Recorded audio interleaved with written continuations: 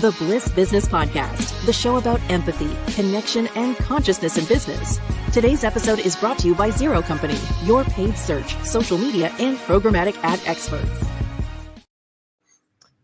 Welcome back, everyone, to another episode of the Bliss Business Podcast, where we talk with a wonderful guest live about everything empathy and people. So today, we're going to talk about an interesting topic. And before we do that, I just wanted to mention that research shows that not 79% of consumers want brands to create real connection, not just transactions. And businesses that really succeed in today's market do so by building communities rooted in trust, belonging, and authentic engagement. Today's guest is no stranger to creating wonderful communities, highly engaged communities. Let's hear who it is. Mike, please introduce our guest today. Yeah, definitely looking forward to our discussion. So our guest today is Jonathan Weathington. He's the CEO of Shuckin Shack Oyster Bar. They're up to 18 locations right now and actually have quite a few others under construction.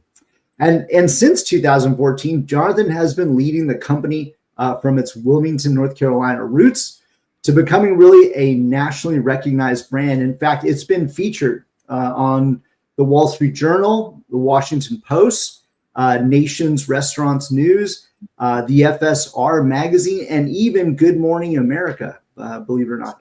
So he's known really for his no-nonsense approach to hospitality and business building. But Jonathan has also made Shuckin Shack a place where community, seafood, and connection all come together. So we're really looking forward to the discussion. Jonathan, welcome to our show. We are delighted to have you with us. Yeah, thanks for having me, guys. So, Jonathan, you've been at the helm of Shuckin Shack for more than a decade. And we're talking today about the role of community, the impact it has on building connection in business. How has community played in shaping your growth?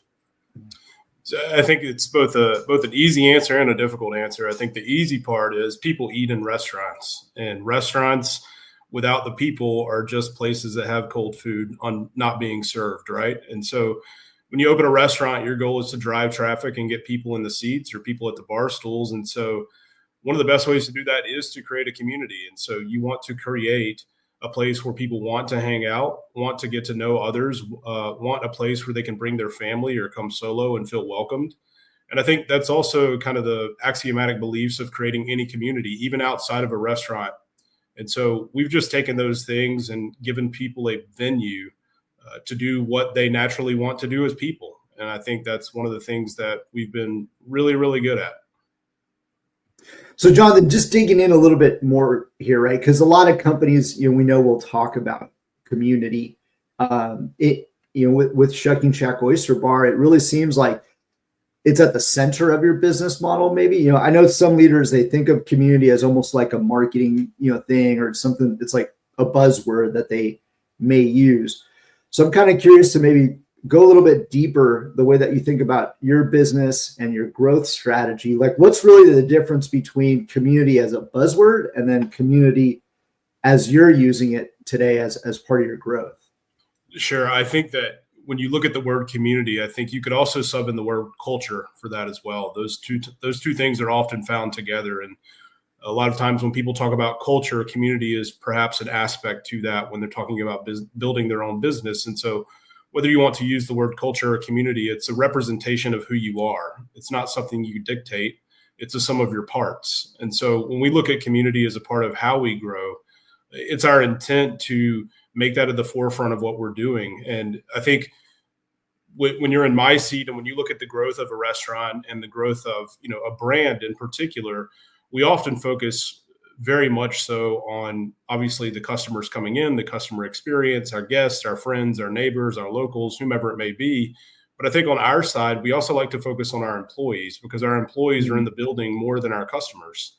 And so when we're looking at that and taking that strategic approach and really being hospitable to our employees and, helping them throughout their journey, whether it's 1 week, 1 month, 1 year, or a decade, it doesn't really matter. What we can do to pour into our employees and what we can do to use that same approach so that our employees pour into our guests and our customers it's a cycle. It's a beneficial cycle, right? It's a symbiotic relationship that we have with our employees, and it's a symbiotic relationship that our employees have with our customers. And so it's this large life cycle where everyone can benefit from the growth of the restaurant. Yeah. I'm so glad that you mentioned the employee piece. I love that. I love that too. I mean, so many companies miss that. It's like the employees and the customers are treated as two separate entities when it's all one community. I love that you see it that way. Yeah. Yeah. And, I was going to mention in terms of the conscious capitalist principles that we, love to talk about or use here on the show. A lot of times when you're in this bottom line type of focus or revenue focus only, it's the stakeholders, which may be the board or investors, shareholders, are the ones that become the most important stakeholders. But you're absolutely right. There's quite a number of stakeholders, the customers, obviously yourself as the business owner and anyone that does invest, but the employees are one of those critical stakeholders. So it's really nice that you mentioned that, and it's a key component. I'm actually curious. Maybe we can talk about like a real example. Maybe you can share with us an example where putting like the community first created some kind of a unexpected business outcome for you. Sure. I think one of the things that we have that's very pertinent right now and very impactful for us is that about 4 years ago, we started what's called the Fresh and Raw Tour, which is our annual music tour that we do at some of our locations to benefit the Blood Cancer United, formerly Leukemia and Lymphoma Society. It's become one of the things that we were most passionate about. One of the founders, so the founders of Shuckin Shack are Matt Pickenen and Sean Cook. Matt was diagnosed with leukemia several years ago, and luckily it's the kind that's controllable, and he's doing very, very well. And one of the things that we did on behalf of our entire system is we kind of made it our mission in order to obviously raise funds for Blood Cancer United, formerly Leukemia and Lymphoma Society. We wanted to put that at the forefront of what we were doing in our communities. And so one of the things about that is that whenever you start talking about things that are impactful within a community, I think you have to be selective. Number one, you can't bite off so many different things that you're pouring out this water and it's only, a millimeter deep, but a mile wide. And so we've taken more of an approach where we really want to dive into a swimming pool in what we're supporting. And so on our side, certainly we do local initiatives at our individual restaurants based upon where they're located. We help veterans, we do homeless things, we do food drives, we do a number of things. But our overall brand voice and brand direction has been with Blood Cancer United and raising money for cancer research. And as a part of that Fresh and Raw Tour, we've been able to raise over $200,000 in the last 3 years. We're actually just a few days away from our final show this year, and that number is going to go up pretty substantially as well. And so when you do that, it's amazing what happens. It's that your employees buy in to the nth degree. Your customers are amped about it. The franchisees are amped about it, because the special thing about Blood Cancer United is that the research that they do gets spread across other forms of cancer research, because it is a blood cancer. And there's not one thing they're doing that doesn't have a positive impact on someone that's either facing cancer or has experienced cancer in their own lives. I lost my father to cancer. I've lost a grandparent to cancer. And so those things really rally your community. And my favorite part about it has been, consistently seeing the people show up year after year saying they look forward to it. My husband is a survivor. He's sitting right here with me. We're going to be hanging out all day. We're going to donate money, and hearing the stories come out from it. And so that's one of the hallmarks of what we're doing on our side, and being very, very selective and looking at the things that can give the most impact and get everyone involved that wants to be involved. Well, I'm sorry to hear about your dad and your grandfather. It's amazing though to be able to see what you're doing to benefit a community like that. We talk sometimes on the show of the art of the win-win-win. It's also perhaps the philosophy behind triple bottom line, right? So, or people, profits, and planet. And so it seems like you're with that effort doing a great job of being able to follow those principles and employ those. Since you're opening more stores, you're at 18 today. You got the plan to open more. It's easy, I think, to manage community when you have one location or maybe just a couple locations that are central to you. So maybe as you're thinking about this expansion, like how have you been able to operationalize this aspect of community across all those locations and then not really lose the authenticity that you bring? Sure. I think one of the biggest things is when we're looking at bringing in franchisees into our system, we start all the way back at the recruitment process. It's something that we talk about from day one, because primarily we're interested in three things when customers step into our restaurant. The first is, did they have a good time? That's it. The second is, are they going to come back?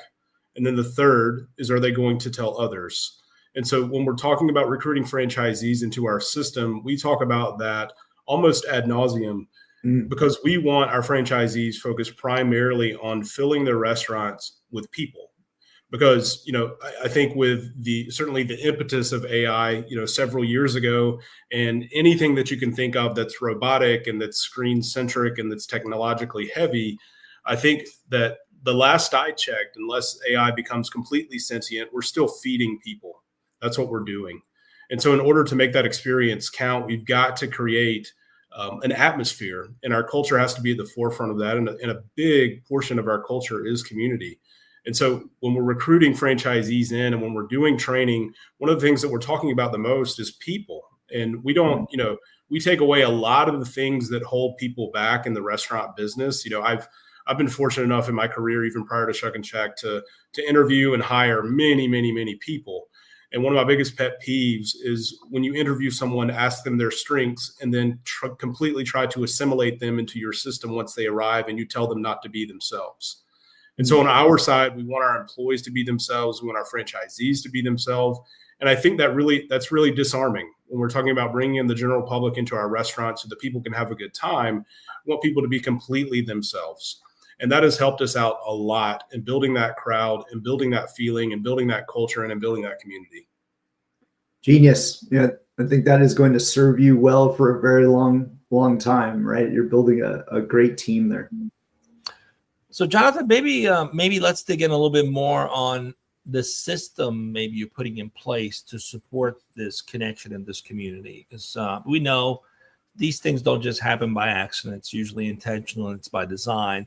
In fact, Gallup shows that engaged employees usually create 23% higher profitability. So there's a direct impact to the business.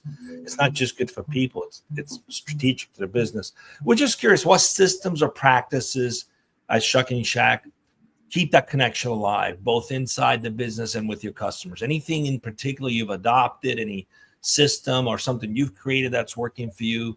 I'm sure there's some leaders listening that would be curious to learn. Sure. I think there's both a quantitative and a qualitative approach. I'll touch again on the qualitative approach, which is when we're coaching our franchisees on how to interview and all of those things, we want them to bring in people that will be themselves, just like I said before. And that's the qualitative approach. I've worked for some great companies over my career, some of them better than others, certainly. And, I've always felt best in the job where I could be myself and I could use my natural strengths and natural abilities to grow that position or to grow that customer base or whatever it's meant to be. And so we've kind of taken that same approach, and we don't have spiels at the front door for our employees. And so they don't have to remember 13 things when people walk in. They don't have to say, "Welcome to Shuckin Shack." They don't have to go to the table and mention the specials and mention what's going on this weekend and mention this and that. And have you joined our loyalty program? And is this your first time here? And welcome, and ring the bell and do this and song and dance. We take away all of that. What we're after is that human connection. We're asking our employees, specifically our front of the house employees, to read the room and to actually talk with others that are sitting at the table. That's all we're after. And so I think from a hiring standpoint, when you give the person more or less free reign on what they're supposed to do in front of their guests, they're going to perform a lot better. And then quantitatively, if you look at, and I'll tell you a few things that we did with our own restaurant locations, the ones that we own, quantitatively, going from 2021 to 2022, when turnover in restaurants was going from 100% traditionally to 200%. We were actually down about 40% in turnover during that time. And some of the things that we did, we talk to our employees. And I know that sounds crazy, and I've said it on just about every podcast that I've been on and any speaking engagement that I've done. We talk to our employees. We also listen, which is the most important thing that we can do. And so when we have employees that, have a home life, have children at home, maybe they're a single parent, maybe they're the breadwinner in their family, we ask them what they need. And so the feedback that we got, without a doubt, obviously we had to increase pay, but some of it was, look, I can't work 5 days. I can't afford the transportation. My husband or my wife or my spouse needs to use the car on the days that I need to use the car. And so I need to reduce my schedule to 4 days. Can I work 4 10-hour shifts? And so we listened to them and we responded. We also gave them, the opportunity for additional things that come on the paycheck. We gave some cell phone benefits. We gave some company health benefits. And I think when you're looking at it quantitatively, sure, you can look at things that they're going to cost you things, right? That's our primary concern as business owners. What is the cost? What is the impact on my P&L? What is the impact on my operational P&L? But I know what it takes to train an employee. I know it takes about $2,300 for us to train an employee. And so would I rather take that $2,300 and pay it over the course of a year to retain an employee at $200 a month? Absolutely. There's no question, because they're going to be more efficient than a new hire coming in. And so we really listened. So we took a qualitative and a quantitative approach, and that's just a couple of the things that we did. I just want to quickly add, I love what you had said about not having the whole shtick when the customer comes in. And it never dawned on me. Just now it dawned on me that how many times you go to a restaurant and they do that. It's as if you are sitting there as a captive audience for them to give you a bunch of commercial. It's like streaming with commercials or streaming without it, right? It's like I didn't pay to go look at ads or listen to ads. It's pretty bizarre to me. I want to escape for a little bit from all that busy stuff. I never thought about it that way. Wow, that is such a big experience component when you go to a restaurant. Stop bothering people with stuff. Stop bothering people. People know what they want when they walk in. It's always been bizarre to me when you walk into a restaurant. And don't get me wrong, some brands do this very well because it's a part of their identity, right? There's a famous burrito chain that says a welcome phrase when you walk in, but you expect that. That's a part of their identity, and I'm not knocking that at all. But it's always bothered me when, you walk into a restaurant and as a part of the training, they want you to say the name of the restaurant. Well, statistically speaking, the person knows where they are. Right? They looked you up online. They saw the sign before they walked in. They probably saw it on the glass doors along with your hours there. You don't have to tell them where they are. They know exactly where they are. So what's the point? Why not tell them to sit down and you'll bring them drinks over? And when they're walking into a Shuckin Shack Oyster Bar, what do you expect to get? You expect to get good seafood, and bar is at the end of our name. So you also expect to get a cold beer or a cocktail or whatever it may be. We don't need the song and dance. It's completely pointless.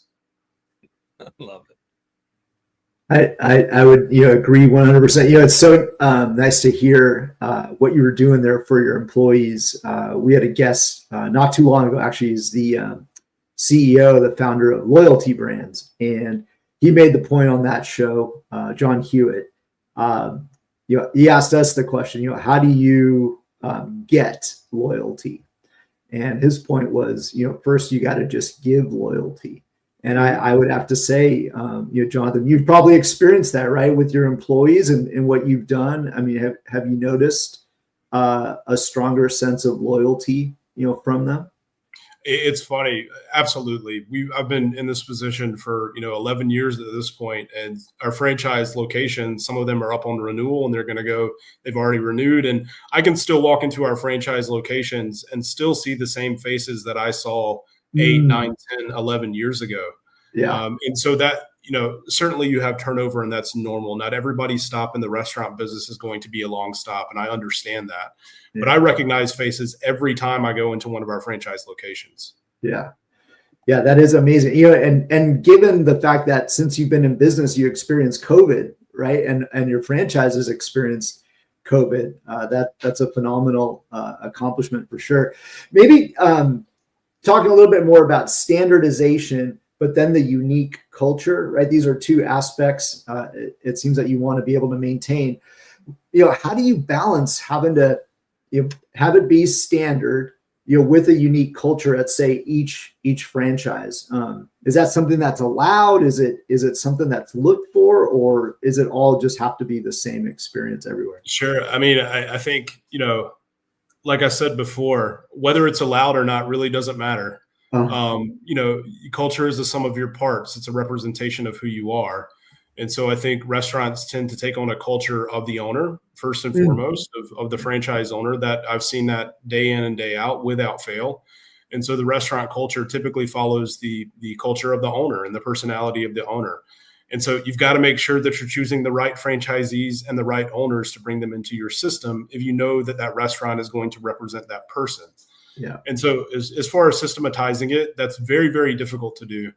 We give people all the tools, all the directions when we're talking about operationally, how to cook the food, how to make the drinks, how to serve those things. And then it's up to them to add color, right? I think I don't want to incorrectly attribute the quote, so I won't attempt to say the quote, but there's a famous restaurant quote that says, service is black and white. Hospitality is adding color, right? So that's exactly what we're doing. We want to bring in hospitality. Hospitality is adding color to the page. And so it depends on what those colors are based upon who the franchisee is, who the restaurant owner is, and how much leadership aspect that they bring into those four walls. But as far as systematizing it, it's very, very difficult to do unless you're, there's some famous brands that have done an excellent job at systematizing culture. We are not necessarily one of them. We believe that culture is a sum of parts. It's a representation of who you are. And we just happen to believe that people should be themselves. And so our culture is who we are, depending upon the location. Yeah. Going back to your recruiting efforts, I know that it must be tough, right, at some points, because you may be pressed to have to fill, a gap that you have in your operations. And so you face that stress. But like you said, right, making the wrong choice, could end up costing you that $2,300 as well. So, perhaps being able to, I think having the wisdom to know, hey, we got to make the right selection here, because, it could lead to a failure. So I love the word you use there with hospitality. And if you go back to the original, the origin of that word, it essentially translates into something like love of stranger, right? So being able to, really turn that stranger into a friend, through showing them the love that you can, right, by breaking bread at your location.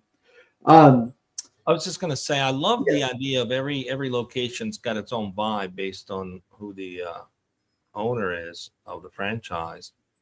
And that in itself attracts a certain type of crowd, right? Because quite often you go to a particular restaurant, you have to put on a personality to be there, right? Especially if it's a fancy place. So you might dress a little differently. So you almost have to play the part to be in that restaurant. But there's a lot of value in a place where you just show up and just have a good time and relax and really just let go of needing to be anything other than yourself. So I really appreciate that, because not a lot of places do that very well. That in itself is sort of a standardized thing you guys are doing. So, I think, we just as we accept employees as who they are, we also accept our guests as who they are. It's always fascinating to me to walk into each of our locations. We have a location not far from DC in a very young professional market. And if you go in there on Friday at 4:30, you're going to see people in suits, and you're also going to see people just coming out of the gym, and you're also going to see people dressed up heading out for the night, for the evening, or whatever it may be. And so it's so fascinating to me to see just how unique each location is with their guest base. I find that fascinating. People can feel like they can be themselves in whatever, situation or moment that they're in. So Jonathan, one of the things though about, this community building, some organizations might look at it as kind of a soft or a qualitative component, right? Are there things that you do to be able to measure the impact that community is having on building the organization? Yeah, no question. I think that what we look at the standard KPIs that basically every other, restaurateur on earth may look at, which is generally speaking, traffic, what are comp sales, what is our per guest average, all of those things. And I think that what we found is the more that we pour into the qualitative side, all of those things all of those things come up. Because when you create an environment where people want to stay and they want to hang out and be served in an authentic manner, your check average is going to naturally go up. So if you and your spouse go out in the evening, one Friday evening, you try a new restaurant, it felt very robotic, you might just have one drink after dinner. But if you come to Shuckin Shack on a Friday evening, next thing you know, you look at your watch and it's 9:30 and you realize you're 4 or 5 deep and you're taking an Uber home. And so that drives the check average up, right? And so that's kind of what we're after. It's culture over everything. And so we're really pushing hard on that qualitative aspect of people being themselves and creating an authentic environment where our guests want to stick around, they want to come back, and they want to tell others. Yeah. That's when being an Uber driver becomes very purposeful on those evenings. Yeah, that's right. That's right. Exactly. Yeah, and looking after your own, for sure. Yeah, lifetime value, for sure. One of the metrics I love to track is also the cost of acquisition over lifetime value, right? And making sure that that stays as low as possible. So you obviously have a great handle on your KPIs. Love it when owners really understand that at a deeper level. So maybe turning to a segment that we talk about every time on this show, and that is the importance of purpose. It's one of the main pillars of conscious capitalism. So with purpose-driven organizations, we've seen a lot of the reports, right? Purpose-driven companies, they do outperform their peers. Roughly some reports say about 40% in terms of long-term value creation. So, Jonathan, how is, I guess, what is the importance of purpose in the work that you do? And then can you tell us a little bit more about the deeper purpose of Shuckin Shack? Sure. I think, purpose is an interesting word for me because that's, people ask you, what's your one thing? Have you ever been asked, what's your one thing? Right. I try to do one thing purposefully every day. Right. So one thing, no matter how small, whether it's compliment someone or I live in a fairly touristy area, and without fail, when I'm walking down the sidewalk, there's always a family or a couple trying to take a picture. And so I'll say, you guys get in and I'll take your picture for you. And so that's a purpose thing. And so when you can proliferate that throughout your organization, I think it becomes something that's infectious, right? And so we look at purpose on our side. Our primary purpose is to create an authentic environment that people enjoy. That's what our purpose is.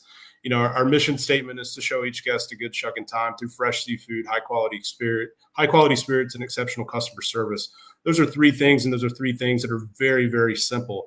Every restaurant on the planet wants to serve good food, good beverages, and make people have a great guest experience. That's not really our purpose, right? That's just our mission.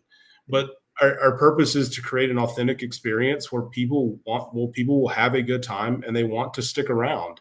And I think when we take that from a conscientious standpoint and conscious capitalism, and we integrate that and combine that with, our approach with Blood Cancer United and really, really serving our communities, I think something special really happens. I think there's some really special things that happen, especially when you take into account that other element of allowing employees or encouraging employees to be themselves and create an authentic environment. And when you take in the quantitative fact of trying to treat your employees well and listen, and you come up with a brand that becomes, we became a cult-like following. That's the reason that we franchise. We started kind of as a cult brand. That's how it happened. Our first location is 900 square feet, and it does numbers that, I can't legally share, but it does numbers that are absolutely insane. And the reason that happens is because people wanted to hang out there. And there's a lot of positivity there. And that has only spread and been more infectious. And then you look at our history over the last 3 years, there's some really interesting things. We've hosted weddings at our Shuckin Shacks, which, very few other restaurants can say that. We're not a wedding venue at all. Right. We have people come in blue jeans and, a sundress and get married. And we've done that on multiple occasions. We had a couple get married at St. Patty's Day at one of our restaurants a few years ago. And that's because we've created a community and that follows right in line with our purpose. People just want to be there. Amazing. Was there alcohol involved in those ways? No, don't answer that. Don't answer. No, not at all. So we have an audience question, but before we go to that question, I did want to follow up on this purpose. I'm curious, like, because it's not always easy to create alignment around a purpose, both for the franchise owners, the employees, even the customers.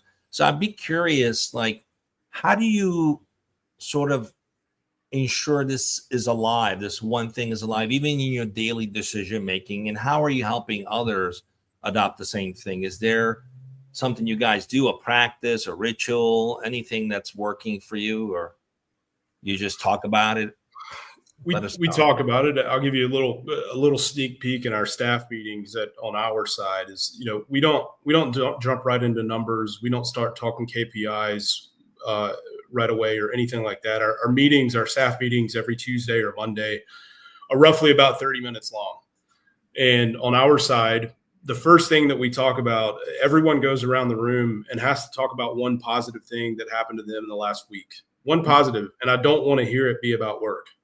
And so we actually get to know one another. And I think that what we're doing on our side, if you're talking about, you know, from the support center, from the corporate office, so to speak, from the top down, is we're trying to create an environment that people enjoy, where they enjoy being there and they actually get to know one another. And they realize that businesses are run by humans. Humans aren't run by businesses, right? Businesses are run by humans. And I think when we take that and we whittle that down and we keep that at the forefront of what we're doing, knowing that people are fallible, knowing that people are going to make mistakes. There's going to be wins. There's going to be losses, showing grace, showing concern, and being actually interested in what we're doing. All of that flushes out in how it affects your guest. And anytime we're making decisions, whether it's operational or marketing or whatever it may be, the very first question that we always ask without fail is, how does this affect the customer?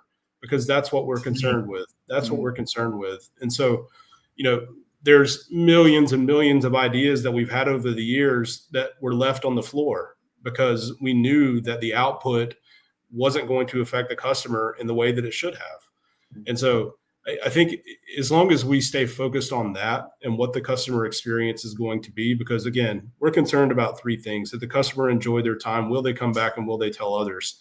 If we can't include something new or develop something new that's going to positively push people to answering yes to all three of those questions, then we're not going to do it. I love it. I mean, seriously, it's like a master class even for corporate Fortune 100 CEOs. That next big round of layoffs you're going to do, how is that going to impact your customers? The question is how it impacts the bottom line, and maybe the question should be, how does it impact the customer? Yeah, I love that. Very So true. we have a question from the audience, and I also I really enjoy this idea of infusing a friendship into your conversation, because by asking people to share something positive, it gives everybody an opportunity to celebrate each other. That's right. Exactly right. Competing with each other, you celebrate each other, which is what true friends do. So I love that. That's another lesson a lot of corporate Fortune 200 companies can learn too. So thanks for sharing that. So here's a great question from our audience. For someone wanting to start a hospitality business today, what's one piece of advice you'd give? It's a great question. Really good question. Hospitality business today, what's one piece of advice? I think the biggest piece of advice that I would give is that the only thing on earth that matters is the people that you're filling the four walls with. That's the only thing that matters. That's the only thing that matters. And as long as you're focused on that. Please repeat that. What matters the most?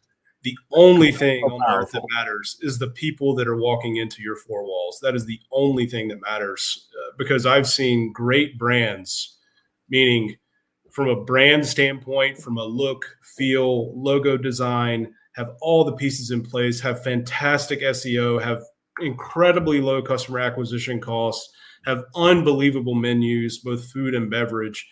And I would never go back there again. And I've seen them close because their primary point is trying to manage a P&L rather than trying to build business through the people that are in the four walls.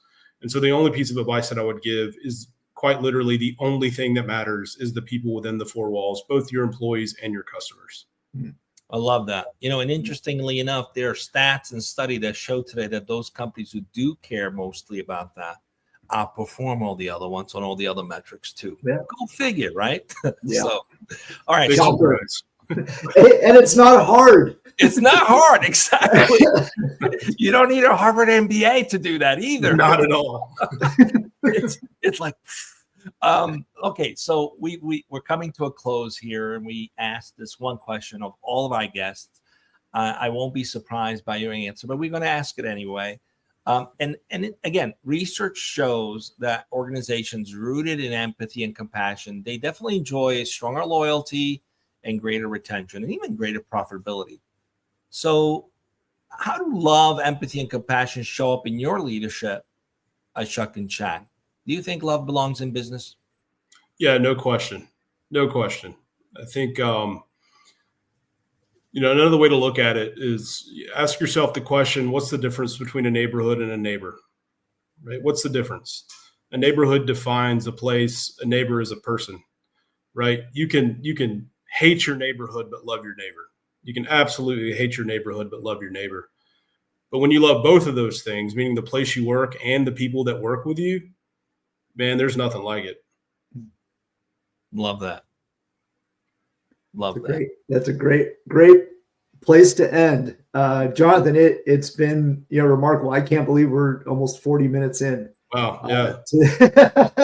To this discussion, and we've shared so much. But I think it rings true, right? Particularly in the world that we live in today, that is pulling us maybe in the wrong directions. To really being able to focus on the people is so key. So, Jonathan, thank you so much for sharing number one, your story with us today. For the listeners that do want to follow back up, learn a little bit more about your franchise and the work that you're doing, where should they go?